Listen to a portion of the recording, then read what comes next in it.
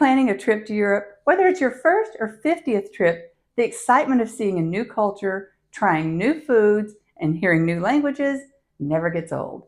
But before you leave, let's make sure your passport and your paperwork are ready to go. Stay tuned for the last, because this one may catch you off guard if you've had a passport for a while. Here's the 5 things about your passport that you need to have right in order to get out of town.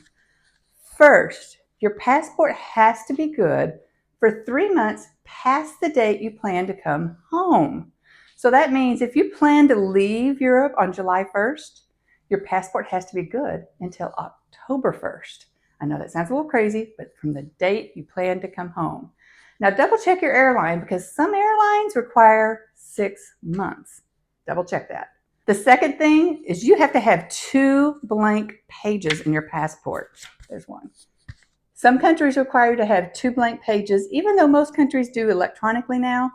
They're going to want to stamp this in some countries, so 2 blank pages. Number 3 is a pretty simple one. Make sure this is in your carry-on or on your body when you check in for your flight. Don't put this in your checked bag. Another tip, your passport cannot be beaten up or torn up in any way. So if this was scribbled on, ripped, or even really wadded up, they may not take it because they will not take a damaged passport. And the last one, which may catch you off guard if you've had a passport for a while, is even if your passport is valid, if it's over 10 years old, they're not going to take it. This one has holes because it is not valid anymore. Making sure all these things are taken care of will make you smooth sailing. So now let's talk about the visas. These are changing all the time, and there's some new news on the European visa. If you're from the US, Canada, Australia, or New Zealand, you may have heard that Europe now is requiring you to have a visa to enter. It's actually not a visa, it's a non-visa waiver. It's called ETIAS. This was supposed to come live this spring, 2025. Just recently, here in March, they've announced it won't be till 2026. This is about the 3rd or 4th time they've delayed it. So you're off the hook for right now, but when it does come into effect, what is it? Well, it's really just a simple online application you need to fill out.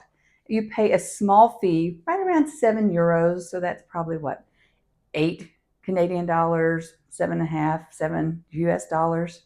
Not very expensive.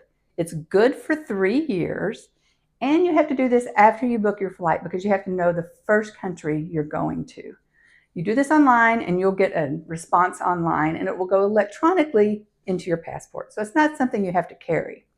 The only catch is if they deny it, it can take up to 90 days to get it approved because you have to set up an appointment to go do an in-person interview to talk about your criminal record, if that might be the issue, or anything else they find that is concerning. So please plan ahead. Book that trip as far out as you can, not only for this ETIAS, but for the best pricing. So when you're traveling to Europe, you can only stay for 90 days in every 180 days, even when this visa waiver program goes into effect. If you're going to stay longer, you're going to have to work on getting a different type of visa other than a tourist visa.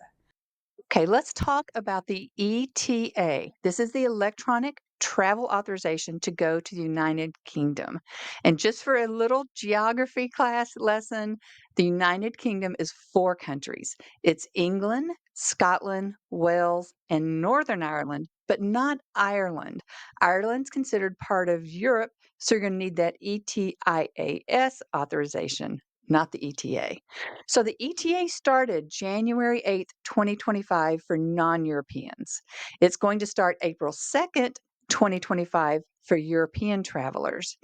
It's good for 2 years, and it allows you to come visit for 186 days at a time. Now, you can't go for 186 days, leave for a day, and come back and stay another 186 days. So you can't really move there with this visa because they will catch you. There's only one website you should go to get this visa. There will be a lot of websites that will advertise, of course, that they can get it to you much quicker, but they really cannot. Go to the official website, which is gov.uk. I'll put this in the comments below so you can have a direct link. So this visa is only for tourists or certain students that are coming in. This is not if you're going to come to the UK to work Or even if you're going to come to the UK and get married, there's different visas for that. The ETA does not guarantee that you'll get in. You're still going to have to go through Border Patrol and through the e-passport lane, depending on what type of passport you have. So this visa costs about £10. So that's going to be about 12 US dollars, maybe $13 Canadian. Everyone that is coming to the UK has to have this, even babies. When you fill this out, you'll fill it out on an app, and you typically find out within 3 days if you're approved or not. And once again, this is one of those electronic visas, so it goes directly into your passport. It's not another piece of paper for you to carry around. Go ahead and hit that subscribe button. I'm trying to grow my account to 500 subscribers, and I am only 498 subscribers away.